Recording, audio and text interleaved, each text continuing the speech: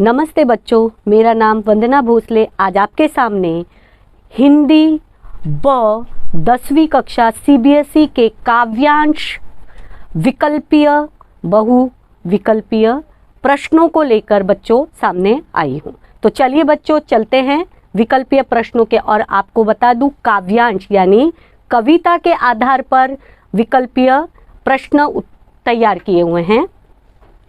पहला प्रश्न है, अपना तन शीतल करे, पंक्ति का क्या भावार्थ है? क, अपने ऊपर ठंडा जल डालना। ख, अपने मन को शांत और प्रसन्न चित्त रखना। ग, दूसरों के कटु वचन सुनकर शांत बने रहना। या फिर घ, कष्टों में भी मुस्कुराते रहना। इन चार विकल्पों में से सही जवाब बच्चों आपको बताने हैं। दूसरा प्रश्न है, अपना तन शीतल करे, पंक्ति में किसकी बात कही गई है? क, वाणी की। ख, व्यवहार की। ग, खाने की। या फिर घ, जल की। अब हम बढ़ते हैं तीसरे प्रश्न की ओर। सब अंधियारा मिट गया, पंक्ति में किसके विषय में कहा गया है? क, हरि के विषय में। ख, गुरु के विषय में। ग, मित्र के विषय में। या घ, ये सभी। चौथे प्रश्न की ओर बच्चों हम बढ़ते हैं। प्रश्न के हिसाब से आपको पता चल रहा है कि ये साखी काव्य से लिया गया है। कबीर की साखियों पर किस भाषा का प्रभाव दिखाई देता है? क, अवधी। ख, राजस्थानी। ग, भोजपुरी। या फिर घ, ये सभी। पांचवा प्रश्न आपके सामने बच्चों आ रहा है। मीरा श्री कृष्ण की सेवा किस कारण करना चाहती है? क, धन लाभ के लिए। ख, दर्शन करने के लिए। ग, यशस्वी बनने के लिए। घ, अपना वर्चस्व स्थापित करने के लिए। आगे हम बढ़ते हैं। मीराबाई अपने वेतन के रूप में क्या पाना चाहती है? क, सुंदर वस्त्राभूषण। ख, महलों का सुख। ग, कृष्ण जी का स्मरण। या फिर घ, कृष्ण जी का दर्शन। इनमें से बच्चों कोई भी एक विकल्प आपको चुनकर लिखना है। सातवां है, मीराबाई श्री कृष्ण से क्या चाहती है? क, उच्च पद पर आसीन होना। ख, श्री कृष्ण के साथ जाना। ग, अपनी सभी आवश्यकताओं की पूर्ति। या फिर घ, श्री कृष्ण उन्हें दर्शन दे। आठवां प्रश्न है, मीरा आधी रात को श्री कृष्ण से कहां पर मिलना चाहती है? क, अपने घर पर। ख, यमुना के तट पर। ख, ग, सखी के घर पर। या फिर घ, मंदिर के आंगन में। नौवां प्रश्न बच्चों आपके सामने आता है। आतपु शब्द का क्या अर्थ है? क, अधीर होना। ख, अत्यधिक ठंड। ग, धूप। या फिर घ, आज्ञा देना। 10वां प्रश्न आपके सामने आता है बच्चों। जेठ की दोपहरी में छाया कहाँ मिलती है? क, सघन वनों में। ख, घरों के अंदर। ग, घरों के बाहर। या फिर घ, दूर दराज के क्षेत्रों में। आपने बच्चों मैथिली शरण जी की कविताओं को पढ़ा होगा। कवि मैथिली शरण गुप्त जी के अनुसार मनुष्य को किस बात का ज्ञान होना चाहिए? क, मनुष्य अमर है। ख, मनुष्य मरणशील है। ग, मृत्योपरांत भी याद किया जाना। यहाँ मृत्योपरांत मतलब मरने के बाद भी। और घ, साधारण मृत्यु को प्राप्त करना। 12वां प्रश्न है बच्चों, कवि ने किसका उदाहरण दान करने के संदर्भ में दिया है? क, रंतिदेव। ख, दधीची। ग, कर्ण। या फिर ये सभी। 13वां प्रश्न आपको बच्चों मनुष्यता कविता से लिया गया है कि मनुष्यता कविता में कवि ने कौन सी महाविभूति बताई है? क, सहानुभूति। ख, करुणा। ग, परोपकार। या फिर घ, ये सभी। 14वां प्रश्न है, मेखलाकार शब्द का क्या अर्थ है? क, धरती के समान गोल, ख, चांद के समान गोल, ग, करनी के समान गोल, या फिर घ, वृत्त के समान गोल। 15वां प्रश्न बच्चों, पावस ऋतु किस ऋतु को कहते हैं? क, ग्रीष्म ऋतु को, ख, वर्षा ऋतु को, ग, शरद ऋतु को, या फिर घ, वसंत ऋतु को। पर्वत प्रदेश में बहते झरनों की आवाज किसका गुणगान करती है? क, समुद्र का, ख, नदियों का, ग, पर्वतों का, या फिर घ, ईश्वर का। अब हम बच्चों 17वें प्रश्न पर पहुंच रहे हैं। पर्वत अपने हजारों नेत्रों से क्या देख रहा है? यहाँ नेत्र मतलब आंखों से।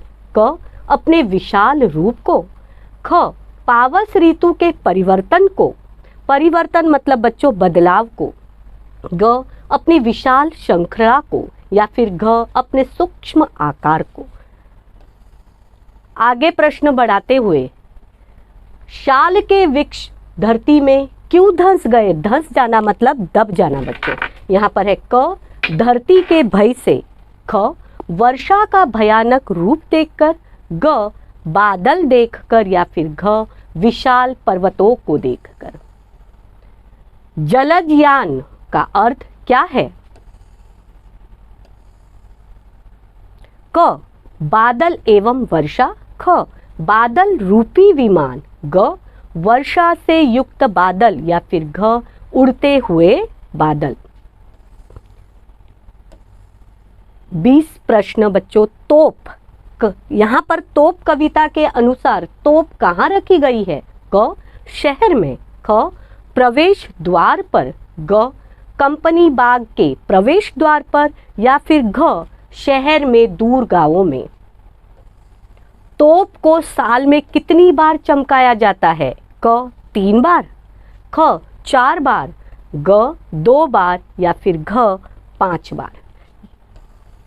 आगे बढ़ रहे हैं बच्चों 22वें प्रश्न पर। कंपनी बाग में सुबह शाम कौन आता है? क, सिपाही, ख, चिड़िया, ग, सुरमा, या घ, सैलानी। 23वां प्रश्न, सैनिकों ने सांसें रुकने और नब्ज जमने पर भी क्या नहीं रोका? ग, गीत गाना, ख, अपने कदम आगे बढ़ाना, ग, दुश्मनों को खोजना, या फिर घ, युद्ध करना। 24वां प्रश्न है, बाघपन से आपका क्या आशय है? क, जवानी का उत्साह, ख, बुढ़ापा, ग, युवावस्था, या फिर घ, उपरोक्त सभी। 25वां प्रश्न है बच्चों, तोड़ दो हाथ अगर हाथ उठाने में उठने लगे, तोड़ दो हाथ अगर हाथ उठने लगे से क्या अभिप्राय है? क, अत्याचार का विरोध करो, ख, पड़ोसी का हाथ तोड़ दो, ग, विरोध मत करो, या फिर घ, उपरोक्त सभी।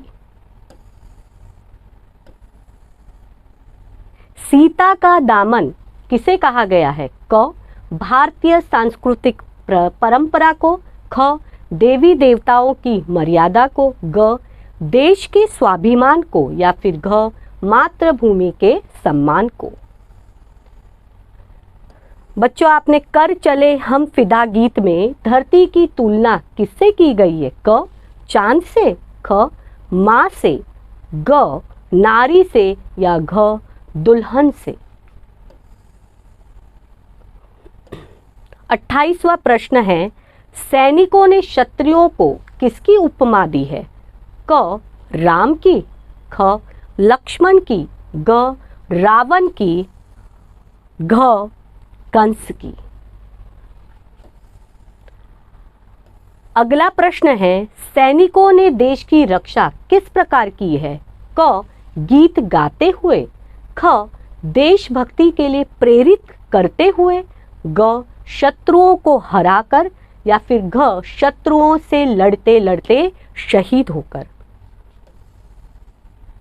अब कविता आ रही है बच्चों, आत्मत्राण। आत्मत्राण कविता मूल रूप से किस भाषा में लिखी गई थी? क फारसी, ख उर्दू, ग बांग्ला या घ अरबी। आगे बढ़ रहे हम। आत्मत्राण कविता में कवि किसे वहन नहीं करना चाहता है? क सुखों को, ख दुखों को, क तनाव को या फिर घ तानों को। 32वां प्रश्न, आत्मत्राण कविता में कवि किस पर संदेह नहीं करना चाहता है? क ईश्वर की सत्ता पर, ख ईश्वर के प्रति अपनी आस्था पर, ग क और ख दोनों यानी क और ख, और ग है समाज के लोगों पर। आगे प्रश्न दिया है, शब्द त्राण से क्या भाव है? क रक्षा करना, ख दुख देना, ग दुख भरना या घ उपरोक्त सभी। इसी तरह से हम आगे बढ़ते हैं बच्चों। सांत्वना से क्या तात्पर्य है? क विरोध करना, ख सत्य का साथ देना, ग तसल्ली देना या फिर घ सहयोगी होना। आगे प्रश्न है, आत्मत्राण कविता में कवि कठिन परिस्थितियों में भी क्या नहीं करना चाहता? ग जीतना, ख हारना, ग खुशी मनाना या फिर घ दुख मनाना।